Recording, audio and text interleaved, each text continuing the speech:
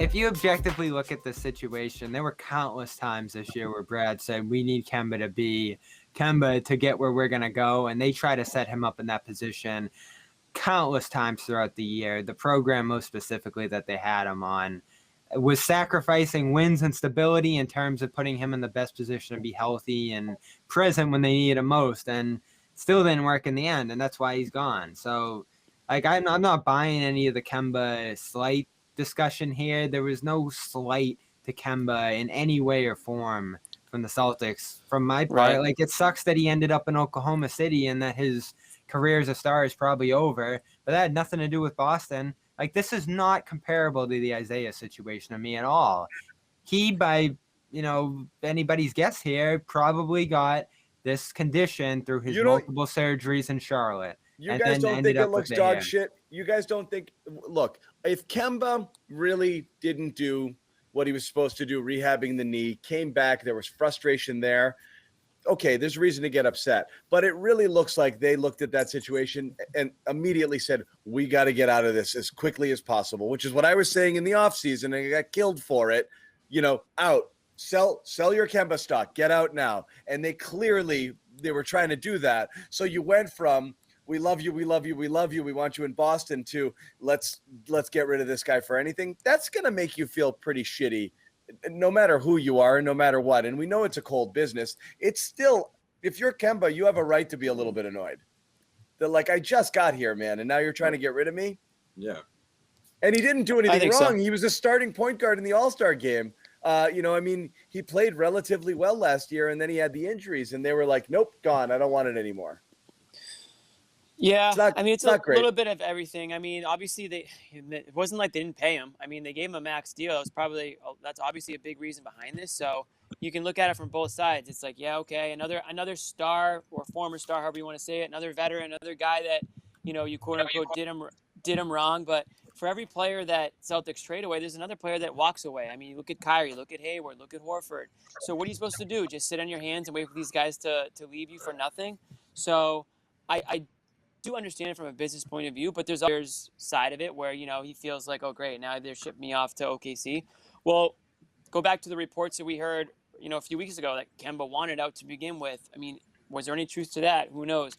The whole, Stevens-Walker tension-filled relationship, I never got that impression. I just never did. Me neither. Did you ever see them barking? You ever see Kemba go to the bench, shaking his head or anything like that? I never got that vibe. But was there any subtext in any post-game commentary that led you to believe that? That's totally out of nowhere for me. They never put him in a back-to-back. They stayed true to their plan with him. And he never said bad things about him. When he played well, people covered for him. I mean, when he played poorly, people covered for him. I didn't get it at all. I think it's interesting that his last pregame, presser, but before that last game, he said that he actually had a long conversation with Kemba Walker, like that, as if they had to, that it was a tough end to his season and they had a sort of a heart to heart. At least they had that vibe to it, or at least he put out that image. And then, 2 weeks later, this report comes out.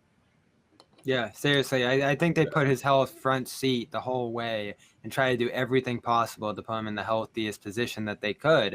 Yeah. And ultimately here, I think others lost out by them trying to keep him in a star role on this team, most specifically Jaylen Brown. When those two were present on the court together, I thought it was a massive detriment to Brown's ability to be the best that he possibly could. But they just were never comfortable, it felt like, putting Kemba in an off-ball role. Certainly not John's idea of putting him on the bench or just doing other things to try to find the next chapter of his career here. You saw bits and pieces, and I was grasping for what it was going to look like for him as a third option on this team. And ultimately, they were just preferring to have him still try to be Kemba, the way he was before. And it didn't work at all. That's all he knows. I thought dealing with his injury, his status, and his star role on this team, I thought was the biggest detriment to them winning last year. And that's why he's gone. It's incredible. They went through it. They did everything they could. 2 entire seasons derailed by trying to figure out how to work Gordon Hayward back from an injury, playing him too much, not figuring out whether to start him, how to rotate him in, tweaking other people as a result of it. Hurt in the end. Then he gets, and then the same exact thing with Kemba, right in Brooklyn. Same thing with Kemba. It's unreal. Like, it just it messed everything up. It really is. I mean, I hate talking about luck. You wonder, what happens to the entire franchise. Gordon Hayward doesn't break his leg, in Cleveland. Yeah. The whole thing is so weird. Yeah.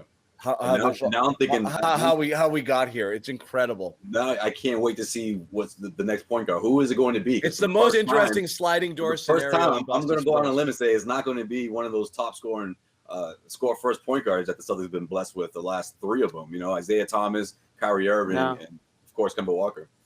But you know what? You don't need a guy that can necessarily come in and just absolutely light it up anymore, because you've got Jalen, you've got Tatum, you've got guys who can get you points. You need someone that is not Rajon Rondo, but in the mold of a Rajon Rondo. Who's the guy, though? Pass first, old school guy.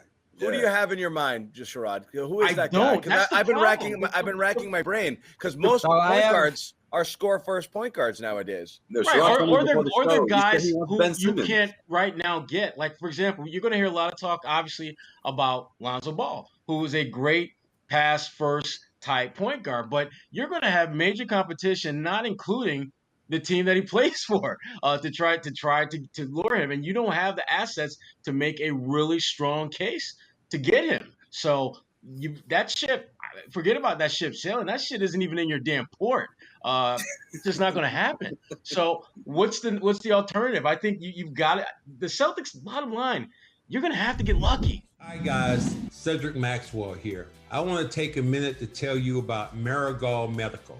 I'm used to keeping my body in great shape, but with arthritis, even the most simple everyday tasks became unbearable. As soon as I called Marigold Medical, I knew I was in good hands. No drugs, no surgery, just an experienced team of caring professionals that wanted to get me back to doing the things I love.